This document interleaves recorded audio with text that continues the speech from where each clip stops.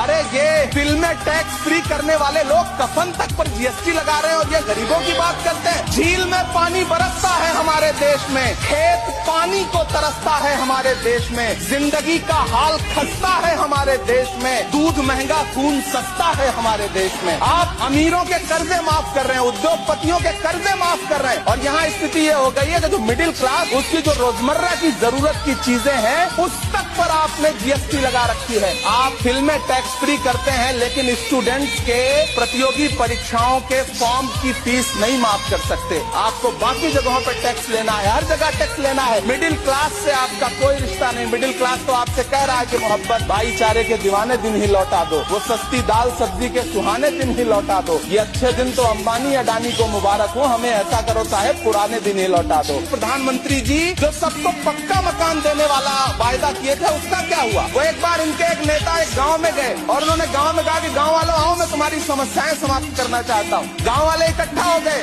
नेताजी ने गांव वालों से कहा बताओ तुम्हारी दो समस्याएं बताओ, मैं दोनों समस्याओं का यहीं पे समाधान करूंगा। तो गांव वालों ने कहा साहब हमारी पहली समस्या है कि हमारे यहाँ कोई हॉस्पिटल नहीं है। तो नेताजी ने मोबाइल निकाला, कहीं फोन मिलाया और मिला के फोन पे पता नहीं क्या कुछ कहा कि यहाँ गाँव में हॉस्पिटल नहीं है, हॉस्पिटल तुरंत यहाँ हॉस्पिटल चाहिए। गाँव वाले खुश हो गए कि 1 मिनट में यहाँ हॉस्पिटल आ रहा है। अगली समस्या के बारे में उन्होंने नेताजी ने गाँव वालों से कहा कि मैंने आपकी पहली समस्या समाप्त कर दी, दूसरी समस्या बताओ। तो गांव वालों ने कहा साहब इस गांव में कोई भी मोबाइल का नेटवर्क ही नहीं है। ये है इनके काम करने का तरीका, ये है झूठ बोलने का तरीका।